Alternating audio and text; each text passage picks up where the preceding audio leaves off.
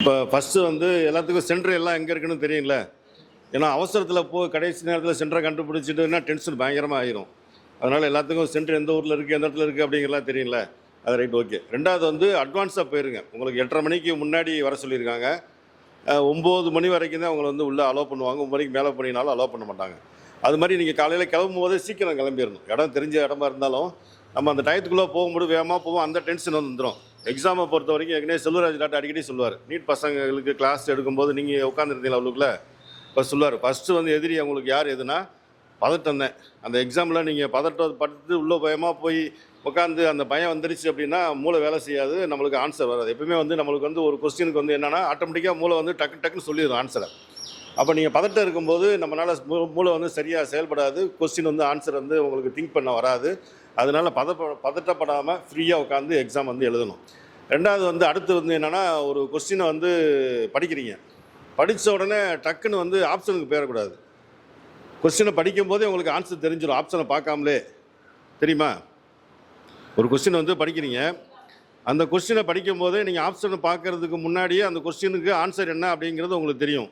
அதுக்கப்புறம் தான் நீங்கள் ஆப்ஷனுக்கு போவோம். ஆப்ஷனுக்கு போகும்போது என்ன ஆகும், அந்த கொஸ்டின் உங்களுக்கு தெரியும் ஒரு மைண்டு சொல்லியிருக்கு இந்த ஆன்சர்னு சொல்லி ஆப்ஷனில் இருக்கும், டக்குன்னு அதில் கிளிக் பண்ணிடணும். நீங்கள் வந்து உங்களுக்கு அந்த கொஸ்டினுக்கு ஆன்சர் தெரியும், ஆனால் என்ன பண்ணுவோம் அப்படின்னா டக்குன்னு ஆப்ஷனில் என்ன சொல்லியிருக்கு ஆன்சர் அப்படின்னு அடுத்த செகண்டுக்கு ஆப்ஷனுக்கு போயிடுவோம். இதில் என்ன மேட்ச் ஆகுது அப்படின்னு பார்த்துட்டு போவோம். அப்படிங்கும்போது அதில் வந்து அடுத்து வந்து தப்பாகிறதுக்கு வாய்ப்பு இருக்குது. இப்போ நேற்று ஒரு பேட்டியில் வந்து இவர் சொல்லியிருந்தார், இறையன்பு ஐஏஎஸ் ரிட்டையர், முன்னாடி அனுப்ப ரீசன்ட் ரிட்டையர் ஆனார். அவர் சொன்ன பாயிண்ட் இது. அவர் என்னென்னா, உங்களுக்கு நீங்கள் ஒரு கொஸ்டினை படிக்கும் போதே உங்களுக்கு டக்குன்னு மைண்டு வந்து ஆன்சர் சொல்லிடும். அப்போ ஃபஸ்ட்டு என்ன ஆன்சர் சொல்லுவதோ அதுதான் வந்து கரெக்டான ஆன்சர். ஏற்கனவே படிச்சிருப்பீங்க, இதுக்கு இதே ஆன்சர் அப்படின்னு டக்குன்னு வந்துடும். அப்புறம் நீங்கள் போய் அடுத்து வந்து இது இருக்குமோ, இது கீழே ஆப்ஷனை பார்க்கும்போது எல்லாமே மேட்சாக இருக்கும் ஆன்சர். அப்படிங்கும்போது கன்ஃபியூஸ் ஆகிடுவீங்க ரெண்டாவது பார்க்கும்போது. அப்போ கொஸ்டின் வந்து ஆன்சர் வந்து பண்ணுறதுக்கு திருப்பி ஆப்ஷன் பண்ணுறதுக்கு தப்பாக இருக்கும். சப்போஸ் ஒரு டைம் படிக்கிறீங்க, அப்போயுமே உங்களுக்கு வந்து ஆன்சர் வந்து அதுக்கு என்னான்ட்டு உங்களுக்கு ஆப்ஷனை பார்க்காமலே ஆன்சர் என்னான்னு தெரியல அப்படின்னா திருப்பி ரெண்டாவது ஒரு ரிப்பீட் பண்ணுங்கள். ரிப்பீட் பண்ணி ஆப்ஷனை பார்க்காமலே ரெண்டாவது ரிப்பீட் பண்ணுங்கள். அப்போயும் உங்களுக்கு ஆன்சர் எதுவும் தெரியல அப்படின்னா அதுக்கப்புறம் ஆப்ஷனை பாருங்கள், அது பண்ணி பாருங்கள். அது மாதிரி வந்து இதில் வந்து மைனஸ் மார்க் கிடையாது. அதனால் வந்து நீங்கள் வந்து உங்களுக்கு வந்து 200 கொஸ்டின்னு 3 மணி நேரம், ஒரு கொஸ்டினுக்கு வந்து 90 செகண்டு, இதுக்குள்ளே நீங்கள் அந்த கொஸ்டினுக்கு வந்து ஆன்சர் பண்ணணும். அப்போ தான் வந்து ஃபுல்லாக பண்ண முடியும். அதனால் ஃபஸ்ட்டு ஃபாஸ்ட்டாக தெரிஞ்ச கொஸ்டின்லாம் ஃபஸ்ட்டு அட்டன் பண்ணிட்டு போயிருங்க. அதுக்கப்புறம் தெரியாத கொஸ்டின்லாம் வந்து ஏற்கனவே நம்ம பல வாட்டி சொல்லியிருக்கோம். அவர் கண்ணன் சார் கூட வந்து ஐஏஎஸ் சொல்லியிருக்காரு, ஒரு கொஸ்டினுக்கு வந்து இதுதான் ஆன்சர் அப்படின்னு எப்படி நம்மளுக்கு முக்கியமாக தெரியுதோ அதே மாதிரி இந்த கொஸ்டினுக்கு இது ஆன்சர் இல்லை அப்படிங்கிறதும் முக்கியம்.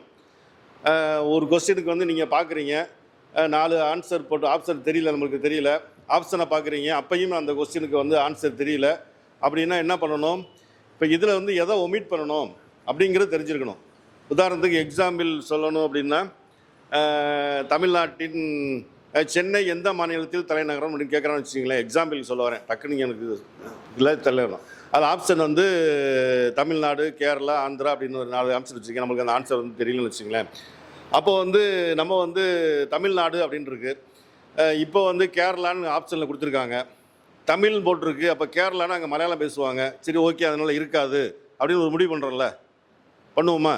அந்த மாதிரி இந்த ஒரு ஆப்ஷன் இருக்குன்னா இந்த கொஸ்டினுக்கு இது ஆன்சர் இல்லை அப்படிங்கிறதும் இது முக்கியம். அது எப்படி இந்த கொஸ்டினுக்கு இந்த ஆன்சர் தெரிஞ்சிருக்கு எப்படி முக்கியமோ அதே மாதிரி இந்த கொஸ்டினுக்கு இந்த ஆப்ஷன் வந்து வராது.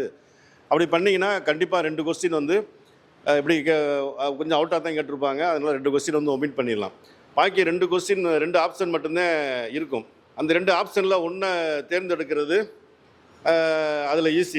அதில் 2ல் 1 இருக்கும், அதில் இப்படி தான் பண்ணுவோம். அதாவது தெரியாத கொஸ்டினுக்கு ஃபுல்லாக அட்டன் பண்ணி 200 கொஸ்டின் வரைக்கும் வந்துட்டீங்க, தெரிஞ்ச கொஸ்டின் ஃபுல்லாக போட்டிங்க, அடுத்து பின்னாடி இருந்து போவோம், தெரியாத கொஸ்டின்லாம் பார்ப்போம். இப்போ ஆன்சர் தெரியாததுக்கெலாம் இந்த மாதிரி பண்ணி மைனஸ் மார்க் இல்லைங்கிறதுனால 200 கொஸ்டினுமே நீங்கள் வந்து அட்டன் பண்ணிடுங்க.